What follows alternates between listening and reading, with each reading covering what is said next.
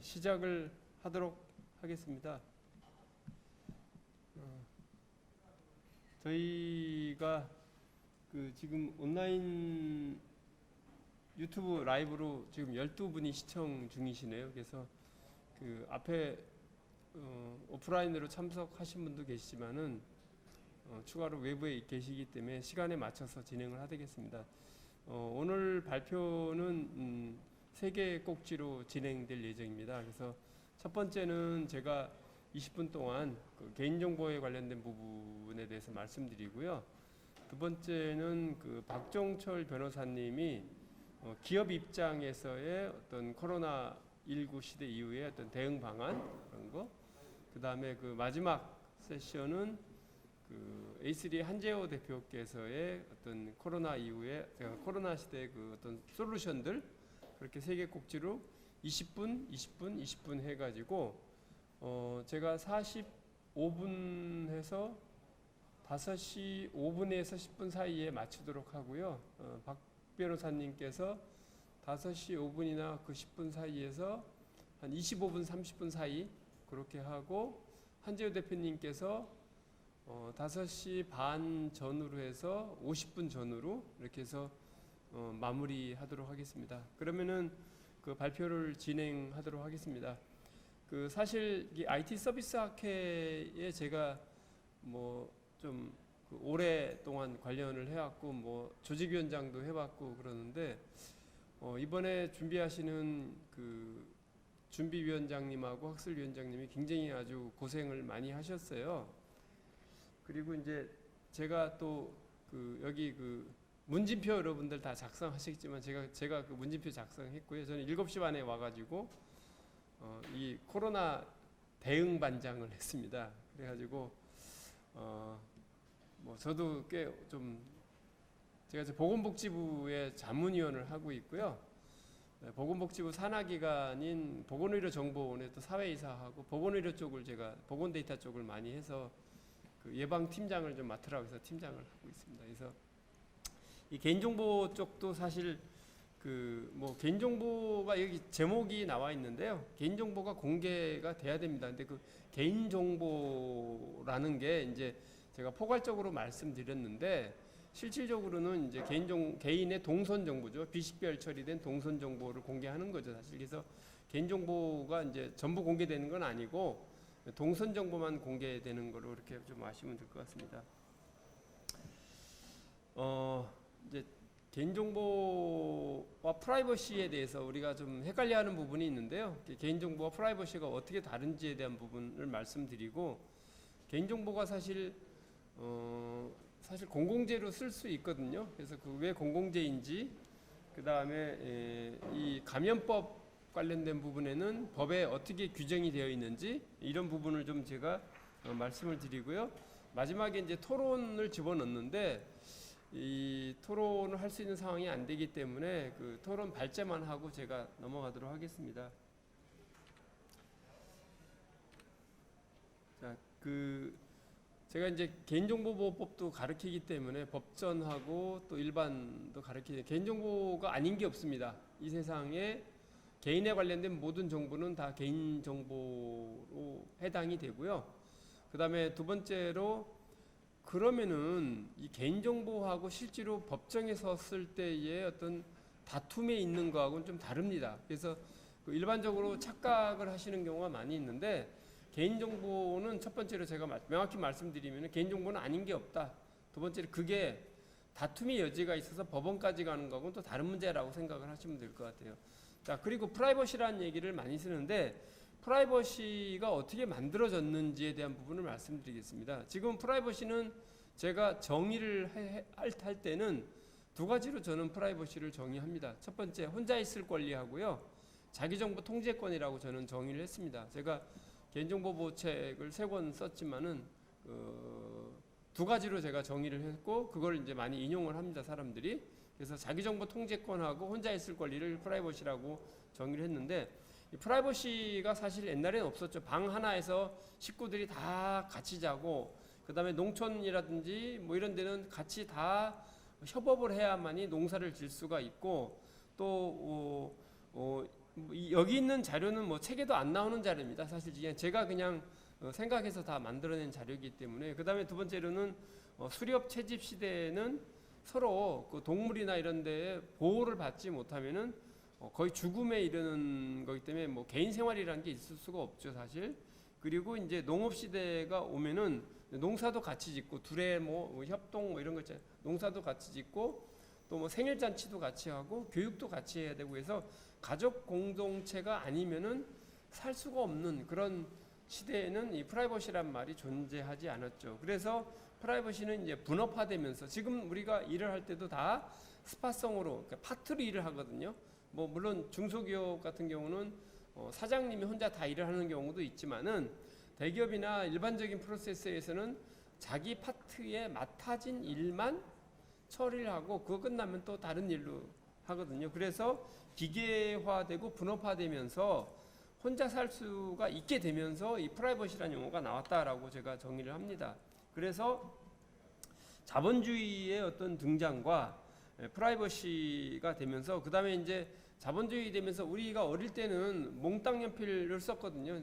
볼펜 끼워서. 근데 동감하시는 거 보니까 연세가 좀 있으신 분들인 것 같은데 지금은 물자가 너무 흔하고 저희 때는 이제 식구들이 뭐 5명, 6명, 7명이면 먹을 것도 서로 뺏어 먹어야 빨리 먹어야 이게 내게 되는 거지 기다렸다가는 친구들이 다 먹기 때문에 못 먹거든요. 근데 지금은 젊은 층들이 이제 물자가 흔하니까 먹는 것도 자기가 골라서 이제 뭐 서로 이제 경쟁이 많이 없는 거죠. 그러면서 잉여 생산이 늘어나면서 가족이 아니어도 생활할 수 있는 가족이 없어도 생활을 살 수 있는 시대가 된 거죠. 예를 들어서 교육은 학교에서 시켜주고 옛날에 배 아프면은 엄마 손은 약손 하면서 엄마가 또 약도 만들어줬는데 이제 그런 게 다 없어진 거죠. 병원 가라 아니면 뭐 약국에 가라 이렇게 끝나는 거거든요, 사실.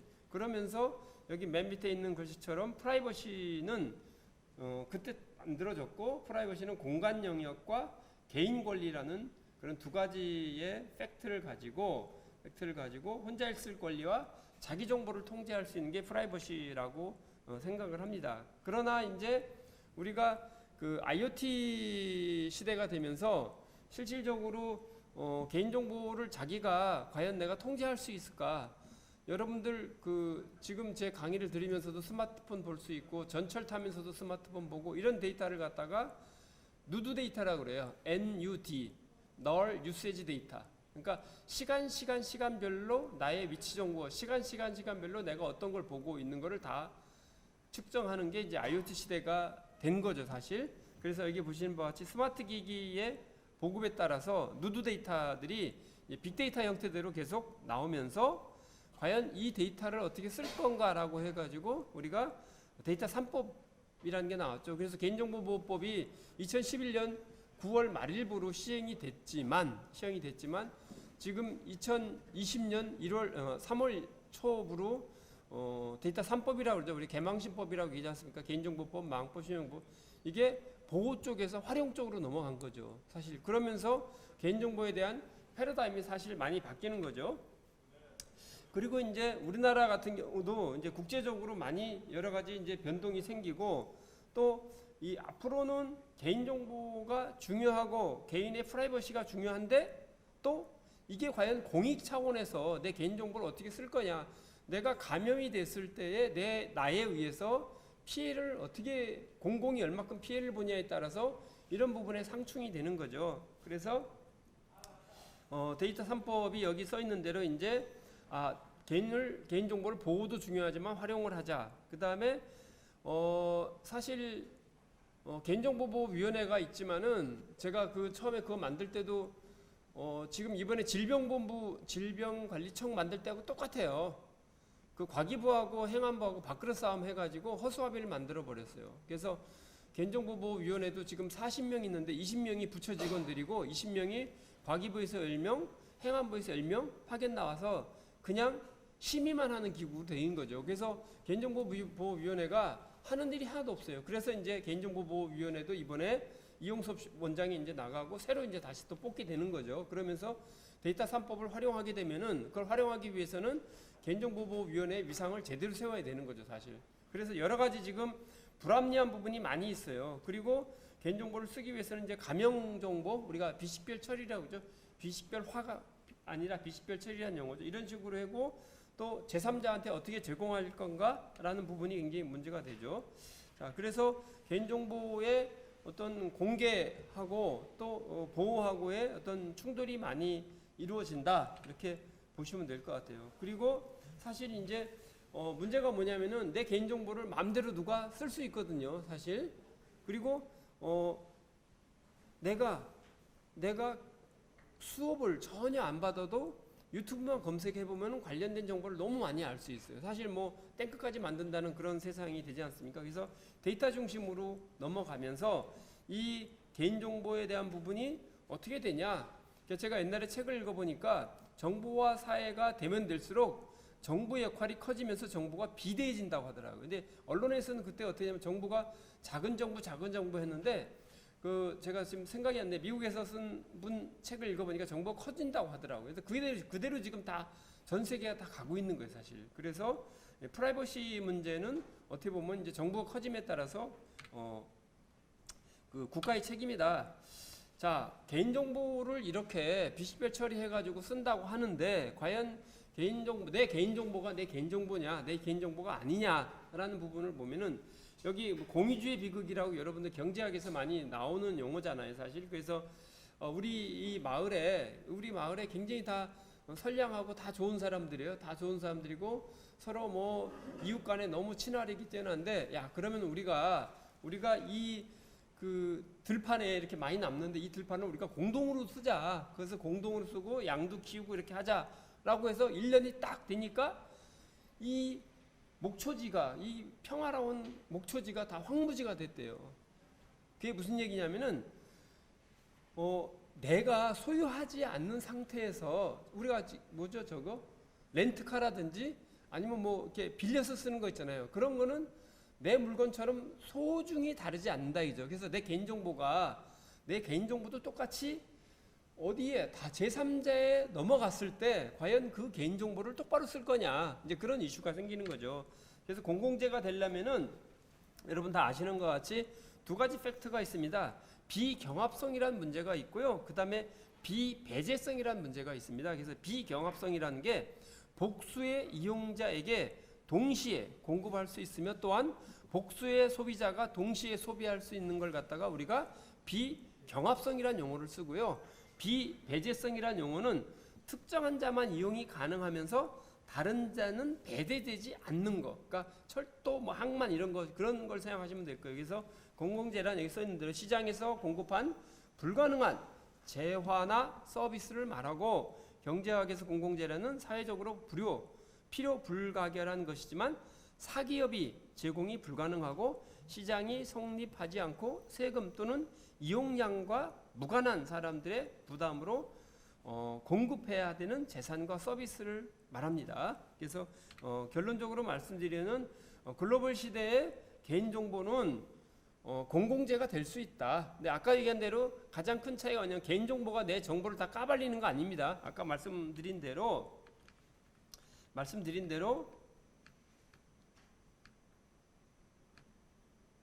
여긴 대로 이런 여러 가지 가명 처리를 하고 개인정보를 쓸 수 있다는 그런 말씀을 드립니다, 제가.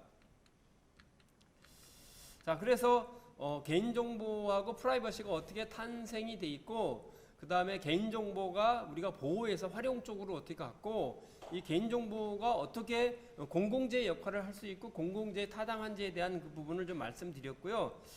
그래서 이제 다시 넘어가면은 이미 제가 처음에 말씀드린 대로 감염법의 예방 및 관리에 관한 법률 2조에 의하면은 또는 6조에 의하면은 또는 34조의 2조에 의하면은 개인정보의 일정 부분은 공개하게 돼 있습니다. 그래서 여기 13의 감염병 환자라는 게 뭐냐면은 인체에 침투하여 그러니까 질병이 두 가지가 있잖아요. 만성 질환이 있고 이렇게 급성 질환이 있잖아요. 급성 질환 같은 경우를 생각하시면 될 것 같아요. 그래서 인체에 침입하여 증상을 나타내는 사람으로서 제 11조 제 6항의 진단 기준에 의해서 의사, 치과 의사, 한의사, 여러분들 제가 10분까지 딱 끝내고요.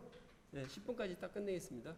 그러면 3분 정도 하는데 그 의료법에 보시면 아시다시피 의료인은 딱 5명으로 정의돼 있어요. 5명. 의료인은 5명이 돼 있는데 제가 재밌는 얘기 많이 해드릴 수 있는데 여기 보시는 데 의사, 치과의사, 한의사, 간호사, 조산사라고 있습니다. 이게 딱 돼 있고요. 우리가 호텔이라는 거하고 호스피탈이라는 거하고 어원이 똑같은 거 아시잖아요, 우리가. 네? 그러니까 중세 시대에 병원도 없었고 호텔이 없을 때는 순례자들이 수도원에 가서 거기서 숙식도 먹고 숙식도 하고 치료도 받았거든요. 그래서 어원이 같습니다, 사실. 자, 그렇게 정의돼 있고 그래서 이 국민의 알 권리에 의해서 제6조에 보면 알 권리에 의해서 국민은 감염병의 발생 상황이나 감염병 예방 및 관리에 대한 정보와 대응 방법에 대한 알 권리를 명확히 정의해 놔서 지금 질병관리청이 됐는지 모르겠지만은 거기서 이제 그렇게 매번 브리핑하게 돼 있는 겁니다. 그리고 또 하나 여기 보시는 바와 같이 이게 빨간색 써 있는 거죠. 이동수단, 명확히 이동수단, 진료의료기관 및 접촉자 현황 등 국민들이 감염병 예방을 위해서 알 수 있는 정보를 오픈하게 돼 있습니다. 그리고 이제 여기에 보면은 이제 공개 범위가 나왔습니다. 공개 범위는 감염병 환자의 이동 경로, 접촉자 현황 등 정보 공개는 역학적 이유, 법령상의 제한, 확진자의 사생활 보호 등 프라이버시가 여기 나오는 겁니다. 다각적인 측면에서 고려하여 감염병 예방에 관한 정보를 공개하게 돼 있습니다. 그래서 이미 신문 기사 보면은 개인정보, 동선정보를 왜 공개하냐 막 얘기하는데 이미 법에 다 공개하게 돼 있어요. 그래서 이 세션 제목이 개인정보를 공개해야 되는 이유라고 제가 정의를 전 겁니다. 그리고 여기에 보면은 개인정보 가로 열고 확진자 동선 공개 시에 개인의 특정 정보를 공개하지 않는다. 특정 정보라는 게 우리가 뭐냐면은 여러분 아시죠? 식별 정보를 얘기하는 거죠. 식별 정보하고 민감 정보 중에 특별한 정보를 우리가 이렇게 써 있고요. 그 다음에 여기 이제 시간을 보면은 코로나19는 증상 발생 2일 전부터 격리일까지 보고하게 되어 있습니다. 이미 다 되어 있기 때문에 논란의 여지가 없다는 얘기죠, 사실. 그리고 여기 보면은 장소하고 이동수단이 구체적으로 나와 있는데 확진자의 접촉자가 발생한 장소 및 이동수단이 다 되어 있습니다. 그래서 접촉자의 범위는 확진 환자의 증상 및 마스크 착용 여부, 체류기간, 노출 상황 및 시기 등에 관해서 돼 있고 여기 이게 별표 보시면 동거 생활, 식사, 예배, 강의, 노래방, 상담 등 비말이 배출되는 상황에서 전파가 주로 발생하고 있어 접속하는 접촉자 조사를 하여 즉시 자가격리 조치를 시행하고 필요한 추가 조사를 해야 된다라고 이미 다 돼 있습니다. 그리고 거주지 세부 주소하고 직장명은 공개하지 않는다고 돼 있는데 일전에 어디죠? 저 이태원 나이트클럽이 아니라 뭐죠? 거기 갔다 온 사람들은 우리 애가 보니까 여기는 어느 회사고 다 알더라고요. 보니까. 그래서 어디죠? 저기 분당에 있는 갑자기 그 회사하고 팀엑스 그 회사하고 거기 게임 회사하고 그다음에 그 사람 감염된 무슨 남자들 하는 그런데 디스코 클럽인지 거기 간데 걔의 여자친구 이 남자애가 또 양다리 걸쳐서 이걸 젊은 애들은 다 공유하더라고. 그러니까 그래서 그게 이제 공유하면 안 돼. 잘못하면 이제 그게 그 양반이 수를 걸면 이제 개인정보보호법에 걸립니다. 그게. 그래서 이제 그런 게 있다. 그래서 여기 보면 다 나와 있습니다. 자, 그래서 이제 코로나 추적 앱 국제동향에 대해서 짧게 좀 말씀드리면은 구글하고 애플이 공동 개발 운영 방식을 만들었고요. 사전에 동의를 한 사람만 앱을 깔아가지고 앱 깔때서 내 블루투스를 키면은 그 주위에 있는 사람 중에서 이 사람이 확진자가 아니다라는 걸 다 구분해 주는 걸 이미 국제적으로 만들었고요. 그 다음에 태국의 타이짜나라는 데는 쇼핑몰 음식점에 들어갔을 때 검사하는 앱, 그래서 퇴실할 때 검사하는 이미 이렇게 국제적으로 돼 있고요. 그 다음에 중국하고 호주하고 일본하고 영국 같은 경우는 중앙 집중형, 즉 정부에서 관리한다는 얘기죠. 중앙 집중형 개인정보를 개인정보 보호를 중앙 집중형으로 만들어서 이게 정부가 관리하기 때문에 어떻게 도용될 수 있다. 결국은 우리가 이제 보안에서도 마찬가지지만은 보안의 가장 큰 위협이 개인정보를 서버에 저장하는 거고요. 서버에 하면서 보안 사고가 75%가 나거든요. 그래서 이제 이런 부분이 나옵니다. 그래서 향후에는 정보 표준화와 정보 관리 투명성 제공의 신뢰가 중요하다. 그래서 이제 그 국민 의식 이걸 갖다가 이제 조사해 보니까 국민들 대다수가 80%가 공개해도 좋다 이렇게 나왔고요. 메르스 때는 이렇게 안 나왔습니다. 그리고 전 세계적으로 평균이 75인데 아까 그 일본 같은 경우는 일본하고 미국은 좀 특이한 것 같아요. 특이한 거. 그래서 일본하고 미국이 좀 그런 부분이 있었다라고 보시면 될 것 같고요. 이거는 이제 제주도 14번 환자의 동선의 예를 좀 말씀드린 거고요. 이제 원래 이제 이게 제가 한 2분 남았거든요. 제가 이제 이걸 가지고 이제 이렇게 질의응답을 하려고 했는데 이제 질의응답 할 시간은 안 될 것 같고요. 이런 거 보면 재미있습니다. 아주 이게. 네. 마지막 장피 2장 남았는데요. 마지막에 어떻게 앞으로 할 거냐. 그래서 말씀드리면은 지자체가 공개한 동선을 캡처해서 온라인 카페나 블로그에 상호와 주소를 노출한 경우에 2차 피해가 생긴다. 그래서 이런 부분에 있어서 우리가 자꾸 카카오톡이나 이런 쪽으로 돌리면 안 된다라는 말씀을 드리고요. 그 다음에 추적은 하되 익명성을 보장을 해줘야 된다. 그 다음에 여기 스마트폰에 여러분들 그 예전에 스마트폰에는 위성 위치 정보를 키면 딱 표시해야 되는데 지금 다 숨겨놨어요, 다. 그래서 티맵이라든지 아니면 원맵이라든지 내비게이션 쓴 다음에 위치를 다 꺼놔야 돼요. 와이파이에 들어가서 거기서 위치가 있거든요. 꺼놓지 않으면 여러분 동선이 다 나가고 위치를 꺼놓더라도 구글에서는 여러분 위치를 또 위치 정확도라는 항목이 있어요. 그 정확도에 들어가서 여러분 걸 다 추적을 해요. 무섭습니다, 이게. 그러니까 무슨 얘기냐면 내가 모르지만은 제가 네이버에 들어가서 집에서 맨날 보는 거 사람 패턴을 보면 10가지 이상은 안 본대요. 13가지 맥심. 그래서 내가 부산에 가서 전혀 모르는 PC에 가서 내가 네이버 검색을 하면은 그 검색이 나라는 걸 안 됩니다. 네이버가 이미. 그래서 그런 부분을 갖다가 좀 생각을 해주셔야 될 것 같아요. 그래서 가능한 한 GPS라는 거 이런 것도 좀 수시로 보시고 그 다음에 또 하나는 여러분들 그렇게 하더라도 요즘 킬 스위치가 다 있거든요. 제조사에서 이미 제조할 때 킬 스위치를 만들어 놔서 킬 스위치를 통해 가지고 여러분이 어디 있는지를 갖다 꺼놔도 그래서 여러분들이 해줘야 될 게 뭐냐면은 유심 자체도 락을 걸어놔요. 비밀번호를 설정해야 돼요. 저는 이제 걸어놓고 쓰거든요. 그래서 딱 키면은 뭐 이렇게 패턴 같은 경우 하는 게 아니라 유심을 한번 물어보게 만들어요. 그래서 분실했을 때 실제로 그런 부분이 생기지 않도록 이렇게 여러 가지 좀 조치를 많이 해야 됩니다. 마지막 장표입니다. 네, 마지막 장표는 뭐 이렇게 해서 패스포드처럼 여기도 이제 이렇게 내가 검증 받았다라고 해서 그런 또 서비스가 있습니다. 자, 여러분들이 개인정보가 공공재가 아니라고 생각하지만 공공재라고 제가 이미 딱 말씀드렸고요. 아까도 있지만 정부가 정보 사회가 되면 될수록 국가의 책임이 커진다고 말씀드렸잖아요. 그래서 내 정보를 국가가 책임지도록 만드는 게 이미 나가 있습니다.